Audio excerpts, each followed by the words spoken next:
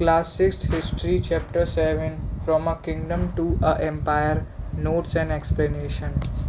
तो चैप्टर 6 में ये था कि बुद्धिज़्म और जैनिज़्म धर्म का बर्थ हो गया था और इसका रीज़न था कि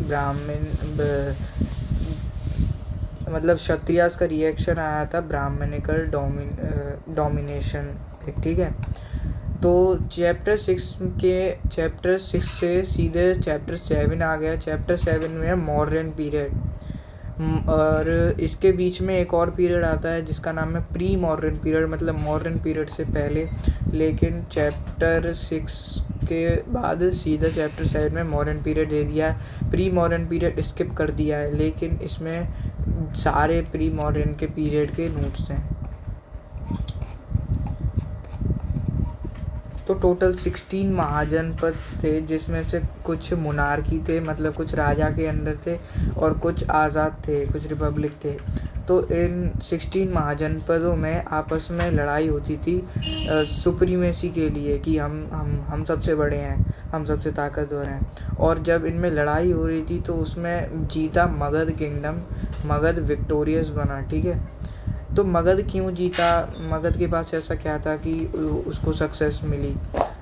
सबसे पहले it was full of resource, वो रिसोर्सेज से फुल था। उसके पास लोहे की खदानें थी, जिससे उसको आयरन की कमी नहीं थी और टूल्स की कमी नहीं थी।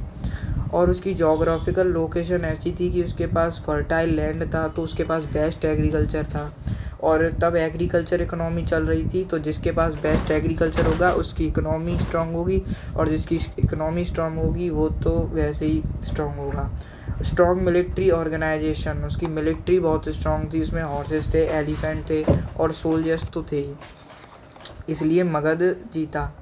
तो जब लड़ाई हो रही थी, मगध कैसे जीता? कुछ डायनेस्टीज होती हैं। डायनेस्टी का मतलब जैसे हरियंका डायनेस्टी है, तो मतलब ये टाइम को रिफ्लेक्ट करती है। हरियंका डायनेस्टी मतलब ये तब हरियंका के समय में ऐसा कुछ डायनेस्टीज का नाम होता है। तो हरियंका डायनेस्टी चल रही थी 544 से 412 BC तक, जिसके फाउंडर थे बिम्बिसारा।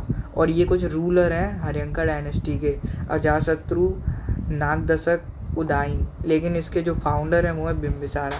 आज हरियंका डायनेस्टी के बाद आई शिशुनाग डायनेस्टी। 412 BC से 344 BC तक चली है शिशुनाग डायनेस्टी। शिशुनाग इसके फाउंडर थे और इनके एक रूलर थे कालाशोका। कालाशोका सेकंड बुद्धिस्ट काउंसिल थे। बुद्धिस्ट काउंसिल क्या होता है वो इसमें इतना नहीं दे रखा, लेकिन इतना है कि जो कालाशोका थे वो सेकंड बुद्धिस्ट काउंसिल थे। उसके बाद आई Nanda dynasty. Nanda dynasty 344 BC से 323 BC तक चली, और इन नंदा डायनेस्टी के फाउंडर थे महापद्मनंदा। ये तो नाम से पता चल रहा है, नंदा महापद्मनंदा। और इनके 8 बेटे भी थे साथ में। और नंदा डायनेस्टी के लास्ट रूलर थे धनानंद, और इन्हीं के टाइम पे अलेक्जेंडर का इन्वेजन हुआ था। अलेक्जेंडर कौन था? एक स्टोरी सुनाई थी मैंने, कौन से चैप्टर में वो याद नहीं है। तो अलेक्जेंडर अब पूरी दुनिया पे राज करना चाहता था। तो 326 BC में उसने नॉर्थ वेस्ट और तक्षशिला को उस कॉन्कर कर लिया था, उस पर मतलब कब्जा कर लिया था। लेकिन वो धनानंद की तरफ नहीं आ पाया, क्योंकि धनानंद उस टाइम बहुत स्ट्रांग था। जब वो आ रहा था तो अलेक्जेंडर और पोरस के बीच में लड़ाई हुई। ठीक है, मतलब पोरस और अलेक्जेंडर के बीच में लड़ाई हुई, जिसको बोलते हैं बैटल ऑफ झेलम। इसको बैटल ऑफ वटिस्टा भी बोलते हैं। और जो ग्रीक्स लोग हैं वो इसको बोलते हैं बैटल ऑफ हाइडेस्पिस। HYDASPES। तो इसमें अलेक्जेंडर जीत जाता है।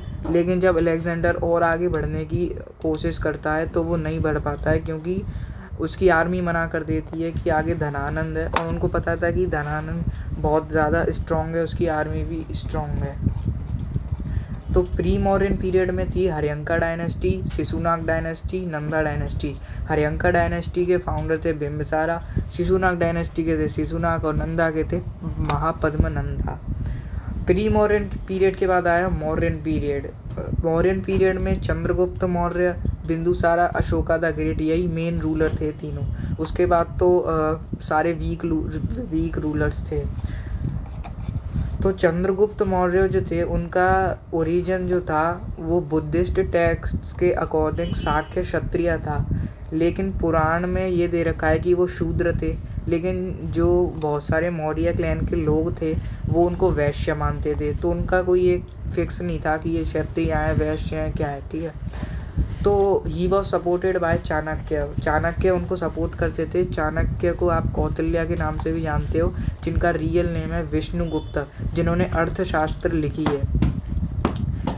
तो 305 BC में बैटल हुई Chandragupta Maurya versus silicus Nicator के बीच में, जिसमें चंद्रगुप्त मौर्य जीत जाता है और उसके बाद सिलिकस निकेटर एक ग्रीक एम्बेसडर मेगास्थनीस उसका नाम होता है, उसको चंद्रगुप्त मौर्य के पास भेजता है मतलब कुछ बात करवाने के लिए। और चंद्रगुप्त मौर्य के बाद आता है बिंदुसारा। बिंदुसारा के बाद आते हैं अशोका रूल करने मौर्यन पीरियड के अंदर। अशोका के बारे में कुछ पॉइंट दे रखे हैं मेन। तो his early life was full of revolt. उसकी early life full of revolt थी, बहुत दंगे, बहुत उसने लड़ाइयाँ लड़ी थी उन्होंने। ही फॉट फॉर, वो 4 साल लड़े थे बिफोर कोरोनेशन। वो अपनी गद्दी पे राजा बनने से पहले वो 4 साल लड़े थे और उन्होंने अपने 99 ब्रदर्स को मार दिया था।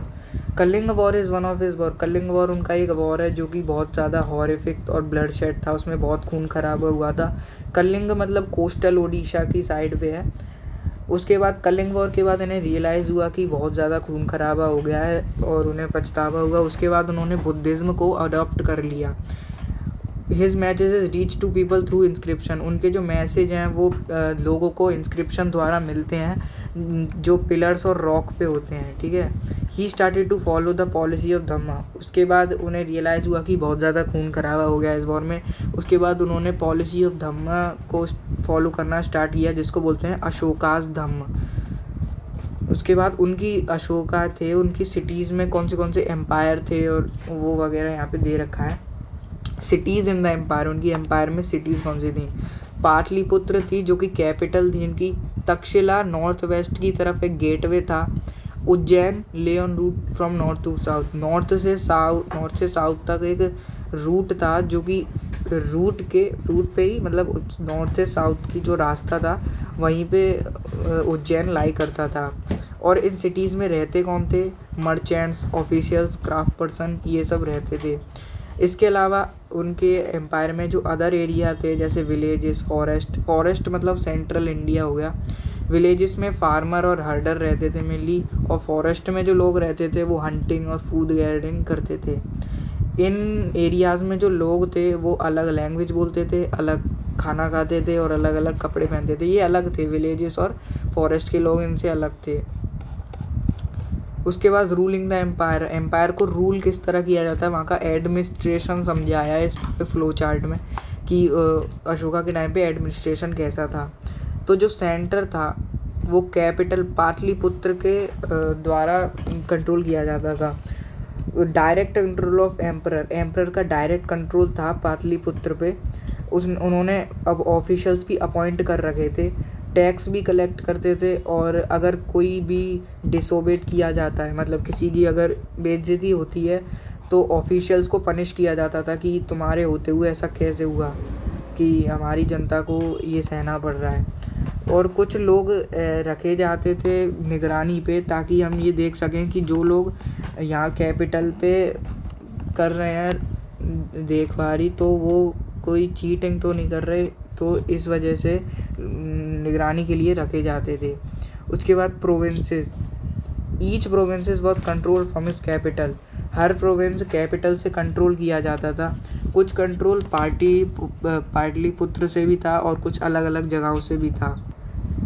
एरियाज़ बिटवीन सेंटर्स, जो सेंटर के बीच में छोटे छोटे एरिया थे वो कैसे कंट्रोल किए जाते थे। Maurya tried to control roads and river. Maurya ने रोड्स और रिवर को भी कंट्रोल करने का ट्राई किया ताकि वो ट्रांसपोर्टेशन के लिए उनके लिए ईजी हो जाए। Mauryas collected tax and tributes. वो टैक्स और ट्रिब्यूट्स भी कलेक्ट करते थे, इसके बिना तो कुछ होता ही नहीं था।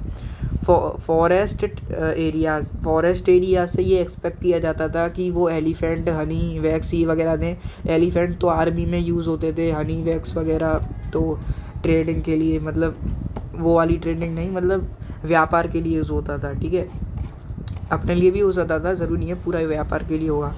उसके बाद अशोकास धम्म के बारे में कुछ पॉइंट दिए हुए हैं यहाँ पे। अशोका ने अपना धम्म अडॉप्ट किया था ना, तो इसमें होता क्या है, इसमें ये होता है कि कोई भी भगवान की पूजा इसमें इन्वॉल्व नहीं होती, हमें सेक्रीफाइस नहीं करना, मतलब हमें किसी को मारना नहीं है बस, ठीक है। और उनके एम्पायर में बहुत ज़्यादा प्रॉब्लम्स थी, तो ही थैंक, मतलब थिंक की सेकंड फॉर्म है यहाँ पे थैंक के उसने सोचा कि ये उसकी रिस्पॉन्सिबिलिटी है कि उसके एम्पायर में जो प्रॉब्लम्स हैं वो उसको सॉल्व करे। उसने अपने धम्म को प्रीच करना स्टार्ट किया, लोगों को भी लोगों तक पहुंचाने का काम स्टार्ट किया उसने अपने धम्म को। उसके लिए, इस काम के लिए उसने अपॉइंट किया धम्मा महमत्ता को, इसका नाम ऐसे ही था कुछ, धम्मा महमत्ता। अपने धम्म को लोगों तक पहुंचाने के लिए इनको अपॉइंट किया था इन्होंने। ये एक ही फ़ोटो 2 बार लग गया है। तो अशोका के जो धम्म थे वो फॉरेन लैंड तक भी स्प्रेड हो गए थे, जैसे सीरिया, इजिप्ट और श्रीलंका, यहाँ तक फैल गया था उनका Dhamma. He wrote his messages in form of inscription, वो अपने जो मैसेजेस थे लोगों तक जो बातें पहुँचाना चाहते थे वो इंस्क्रिप्शन के फॉर्म में लिखते थे रॉक्स और पिलर्स पे। उन्होंने कंस्ट्रक्शंस वर्क भी करवाए थे क्योंकि उन्हें रियलाइज़ हो गया था कि बहुत ज़्यादा खून खराबा हो गया है, अब ऐसा नहीं चाहिए था। अब मेरे एम्पायर में जो प्रॉब्लम्स है मैं उनको सॉल्व करूँगा और अपनी जो जनता है उसके लिए अच्छा काम करूँगा। इसलिए उसने कंस्ट्रक्शंस वर्क भी करवाए, उसने रोड बनवाई, रेस्ट हाउसेस बनवाए, कोई आदमी अगर कोई ट्रैवल कर रहा है तो बीच में रुकने के लिए उसने रेस्ट हाउसेस बनवाए, कुएँ भी खुदवाए उसने, और साथ में मेडिकल ट्रीटमेंट के लिए भी उसने कुछ जगहें बनवाई। तो ये किया था अशोका ने। बाद में जब उसको रियलाइज़ हो गया था कि बहुत ज़्यादा ब्लड शेड हो गया है, अब नहीं होना चाहिए, तो चैप्टर ख़त्म हो चुका है। इतना ही।